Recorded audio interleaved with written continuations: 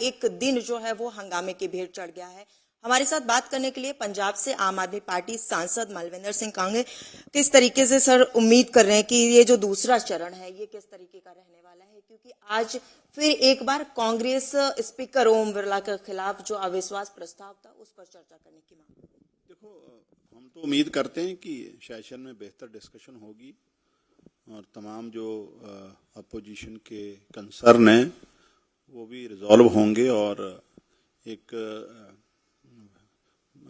सार्थक चर्चा जो है हाउस में होगी। हम ऐसी उम्मीद करते हैं और इसके अलावा तमाम जो मुद्दे हमारे लोगों के, हमारी कॉन्स्टिट्यूंसीज के, हमारे स्टेट्स के, उन पे भी चर्चा जो है ऑनरेबल स्पीकर साहब कराएंगे, बड़े दिल से कराएंगे, खुले मन से कराएंगे, ऐसी उम्मीद रखते हैं। और जो सत्ता में लोग रहते हैं उस पार्टी की जिम्मेवारी भी होती है कि सेशन जो है वो स्मूथली चले और उसमें ज़्यादा से ज़्यादा चर्चा हो, कंस्ट्रक्टिव सेशन हो, ये हमारी उम्मीद है।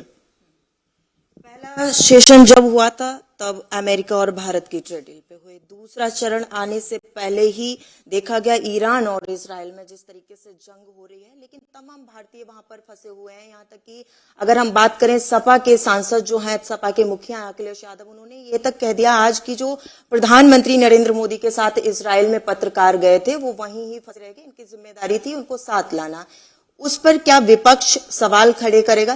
विपक्ष की तरफ से कुछ कहा जाएगा, क्योंकि तमाम जो भारतीय हैं वो वहां पर फंसे हुए हैं, उनको सरकार लाने का क्या कुछ प्लान कर रही है? नहीं, डेफिनेटली देखिए, लोग रहते हैं उस पार्टी की जिम्मेवारी भी होती है कि सेशन जो है वो स्मूथली चले और उसमें ज्यादा से ज्यादा चर्चा हो, कंस्ट्रक्टिव सेशन हो, ये हमारी उम्मीद है। पहला सेशन जब हुआ था तब अमेरिका और भारत की ट्रेड डील पे हुए, दूसरा चरण आने से पहले ही देखा गया ईरान और इजराइल में जिस तरीके से जंग हो रही है, लेकिन तमाम भारतीय वहां पर फंसे हुए हैं। यहाँ तक कि अगर हम बात करें सपा के सांसद जो हैं, सपा के मुखिया अखिलेश यादव, उन्होंने ये तक कह दिया आज की जो प्रधानमंत्री नरेंद्र मोदी के साथ इजराइल में पत्रकार गए थे वो वहीं ही फंसे रह गए, इनकी जिम्मेदारी थी उनको साथ लाना। उस पर क्या विपक्ष सवाल खड़े करेगा? विपक्ष की तरफ से कुछ कहा जाएगा, क्योंकि तमाम जो भारतीय हैं वो वहां पर फंसे हुए हैं, उनको सरकार लाने का क्या कुछ प्लान कर रही है? नहीं, डेफिनेटली देखिए, विपक्ष बात कोई अपने मन से नहीं करता। जो लोगों की एक्सपेक्टेशंस रहती हैं विपक्ष से, जो विपक्ष की जिम्मेवारी रहती है, जो जवाबदेही लोगों के प्रति है, हमारा काम वही है कि वो जो लोगों की तर्जमानी फ्लोर ऑफ द हाउस करें। और जैसा कि यूएस ट्रेड डील वाला मामला पिछली बार, उस पर भी अभी तक कोई स्पष्ट नहीं किया सरकार ने, और हमें तो लगता है कि उसमें सरकार ने किसानों और खासकर डेयरी प्रोडक्ट जो फार्मर्स हैं उनके हित बिचे हैं। ये कौन सा दबाव है? और अब जब ईरान हमारा पुराना साथी है और उसके खिलाफ जो युद्ध शुरू हुआ है अमेरिका और इजराइल द्वारा, तो उसमें भारत का आने वाले समय में बड़ा नुकसान आर्थिक तौर पर होगा।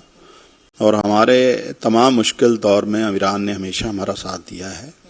तो ऐसी क्या हमारी मजबूरी है सरकार की, देश की, कि अभी तक जो हम लगातार, जब अमेरिका कहता है कि 30 दिन आप तेल जो है रशिया से ले सके, हमको क्यों इजाजत लेनी पड़ रही है? हमारी अपनी ऑटोनॉमी है, उस पर इस तरीके से इंटरफेरेंस विदेशी क्यों कर रहे हैं? ये तमाम मुद्दे हैं जो मुझे लगता है इस बार पार्लियामेंट में डिस्कस करेंगे। पंजाब सरकार ने बजट पेश कर दिया है। मान सरकार की बात करें तो इस कार्यकाल का ये आखिरी बजट था। किस तरीके से, कितना ऐतिहासिक इसको आप मानते हैं? क्योंकि महिलाओं को 1000 रुपए महीना, तो वहीं एससी वर्ग की जो महिलाएं उनको 1500 रुपए महीना देने की बात अब कर दी है, और कहा जा रहा है ये पूरी तरीके से महिलाओं, बेटियों और महिलाओं को पूरी तरीके से बजट समर्पित। नहीं, डेफिनेटली देखिए, हमने पिछले 4-4.5 साल होने जा रहे हैं, उसमें कोशिश करी है जो तमाम पंजाब के लोगों की, पंजाब की जनता से जो वादे थे मुख्यमंत्री जी के, अरविंद केजरीवाल जी के, जो गारंटियां थी उसको हम एक एक करके पूरा कर रहे हैं। और जो सबसे महत्वपूर्ण जो हमारी गारंटी थी वो महिलाओं को 1000 रुपया देने की थी, और उसको लेकर सरकार ने एक कदम आगे बढ़ाया है। ऐसी जो हमारा भाईचारा है उसकी महिलाओं को 1500 रुपये देने का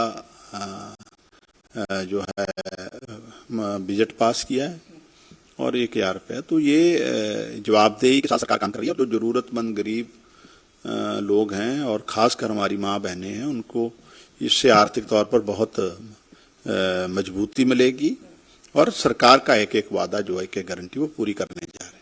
आप लोग इसको ऐतिहासिक बजट बता रहे हैं, लेकिन अगर हम कांग्रेस की बात करें तो कांग्रेस ये कह रही है ये पूरी तरीके से चुनावी बजट है। देखिए, विपक्ष का काम है सरकार की नुक्ताचीनी करना, लेकिन इस बार विपक्ष भी बड़ा